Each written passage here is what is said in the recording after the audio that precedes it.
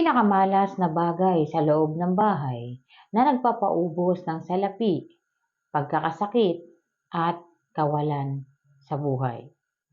Mayroon pong mga bagay na maaaring magdulot ng grabeng kamalasan na maaaring magmula sa mga binibili nating dekorasyon para sa ating tahanan. Maaari din itong magmula sa mga lucky charms na binibili natin para ilagay natin sa ating tahanan. Mahalaga po tingnan ninyong maigi ang mga bagay na binibili ninyo, lalo na kung ito ay ilalagay sa loob ng bahay. Dahil kung minsan, ang mga bagay na inaakala nating magdudulot ng magandang enerhiya o magdudulot ng swerte sa atin, kabaliktaran po ang maidudulot niyan. Tingnan maigi kung meron ba kayong ganitong imahe sa tahanan ninyo, itapon nyo na or alisin nyo na. At pakaiwasan ninyo rin na ibigay ito o iregalo ang mga ganitong imahe dahil magdudulot ito ng kamalasan sa tatanggap. Maging ang mga lucky charms na binibili ninyo, dapat nyo rin tingnan, lalo na kung ito ay ireregalo ninyo. Kapag nakapagregalo kayo ng lucky charms na malas, dalawa po kayong mamalasin.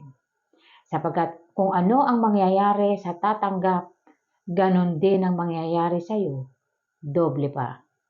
Sa pungsoy po kasi, kung meron kang naibigay na bagay na nagdulot ng kamalasan sa tatanggap, babalik din sa iyo kung ano ang nangyari sa kanya ng doble. Kaya't bago ka bumili ng mga bagay na ito, tingnan mong maigi para maiwasan mo ang matinding kamalasan.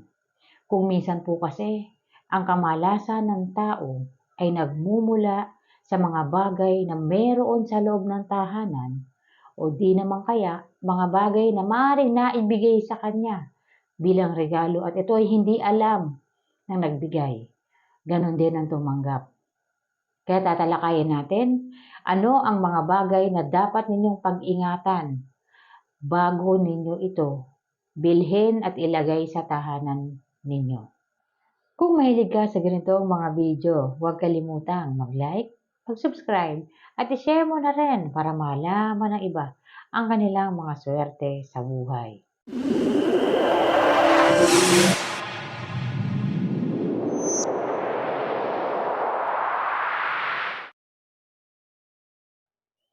Malas na wall decorations.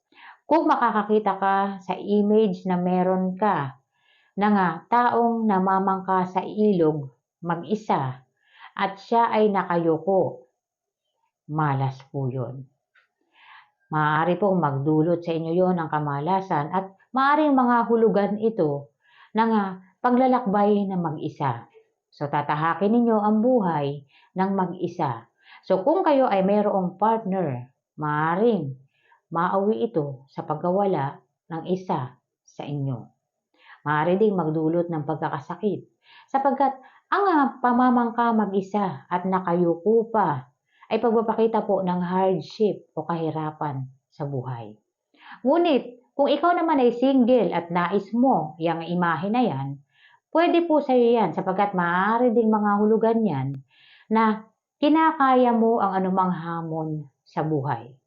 Ngunit kung ikaw po ay pamilyado, iwasan mo yan sapagkat ayon sa paniniwala, nagpapakita po ang ganyang imahe ng kahirapan sa buhay at tatahakin mo ang buhay ng mag-isa. Maaring isa sa inyo ang mawala. So para po makaiwas sa mga negative energies o mga kamalasang maaaring maidulot ng ganyang imahe, kung meron po kayo niyan, mas maiging alisin po ninyo kaysa magdulot pa yan ng kamalasan sa inyo. Kung minsan po kasi, hindi agad-agad nararamdaman ang mga negative energies dahil itinatapat ito kapag dumating na ang kamalasan mo sa buhay. So kung meron kang mga good luck energies, hindi po tatalab agad yung mga kamalasan na maaaring maidulot niyan. Ngunit, ang mga good luck energies po ay umiikot lumilipat-lipat. Doon na tatalab ang mga kamalasang maaaring maidulot niyan sa inyo. Mas maigi na po na maiwasan natin ang mga bagay na maaaring magdulot ng kamalasan sa atin. Sunod na mga malas na imahe na dapat ninyong pag-ingatan. Horse image. Tayo po ay naglalagay ng horse image sa ating tahanan, opisina, upang makaakit ito ng good luck energies.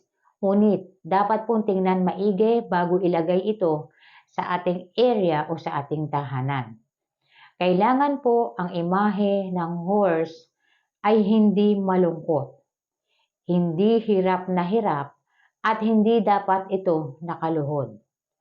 Tayo po ay naglalagay ng horse para sa mga good luck energies, kaya't dapat iwasan ninyo kung makikita ninyo ang imahe ng horse na nahihirapan o nakaluhod. Aakit po yan ng kamalasan at hindi yan magdudulot ng good luck energies. Sunod, mga lucky charms na inilalagay natin sa ating tahanan. Kung tayo po ay maglalagay ng mga statue, mga Buddha statue sa ating tahanan, ngunit dapat po ninyong tingnan maigi bago ito ilagay sa inyong tahanan. Dapat po walang anumang defect ang mga statue na ilalagay ninyo sa inyong tahanan. Dapat po hindi ito paling, walang anumang damage, maging ang maliliit na gasgas ay hindi po pwede. Maaari pong magdulot ng kamalasan yan sa atin. Kaya't bago ninyo bilhin, tingnan ninyong maigi kung wala bang gasgas, kung walang anumang defects na maaaring magdulot po ng negative energies sa atin. Dapat ninyong tingnan kapag bibili ng Lucky Charms, maayos ang pagkakagawa ng mga Lucky Charms na bibilihin ninyo. Sapagkat pag mayroong mga defects yan, magdudulot po yan ng kamalasan sa atin. Isa sa pinakamalas na bagay na hindi dapat ninyo iregalo dahil ito ay nangangahulugan ng kamalasan. Ito po ay ayon sa paniniwala na ang pagbibigay ng books bilang regalo ay nangangahulugan ng failure. Kaya't maaari itong magdulot ng kamalasan sa taong tatanggap, kaya't iwasan po ang pagreregalo ng libro.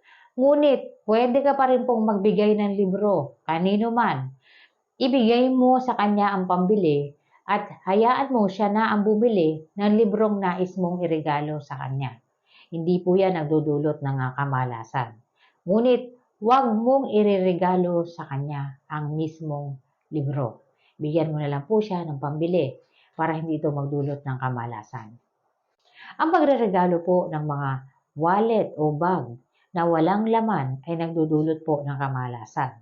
Maaari itong magdulot ng kawalan sa taong tatanggap nito, ngunit pwede ka pong magregalo nito basta't lalagyan mo ito ng coins. Maaari mo ito lagyan ng 9 coins o ilang pirasong coins man ang nais mong ilagay para hindi ito magdulot ng kamalasan sa tatanggap. Malas din pong iregalo ang rubber shoes, umbrella, panyo, watches o maging ang mga wall clocks sapagkat maaari itong magdulot ng kamalasan. Para hindi po ito magdulot ng kamalasan, kapag ibibigay mo na ang mga bagay na ito sa taong tatanggap, humingi ka po ng coins sa kanila. So, ibig sabihin, pwede kang humingi ng piso at yung coins na nakuha mo ay pwede mo ilagay sa altar. Kung may altar ka, pwede mo rin ilagay sa halaman na nakapasok. At hindi na yan magdudulot ng kamalasan sa taong tatanggap nito. Ito po ay ayon sa paniniwala na ang mga bagay na ito ay mayroong mga malas na kahulugan kaya't hindi dapat ito inireregalo. Ngunit meron pong cure na pwedeng gawin para pwede pa rin itong maibigay sa kanila. Malas din po ang pagregalo ng mga cleaning materials kagaya ng walis, walis tingting o walis tambo, dustpan o maging ang map. Iwasan niyo po na maireregalo ang mga bagay na yan sapagkat nagdudulot po yan ng kamalasan sa tatanggap. Ang mga paniniwalang ito ay maaari pong makatulong sa atin kung nais natin itong sundin. At mayroon naman pong mga pamamaraan kung nais ninyong iregalo ang mga bagay na ito at nais ninyong makaiwas sa mga negative energies, pwede kayong humingi ng coins mula doon sa taong pagbibigyan ninyo O pupuwede rin namang bigyan ninyo sila ng pambili at sila na ang, bumili ng bagay na nais ninyong ibigay sa kanila. Maraming salamat po sa panonood.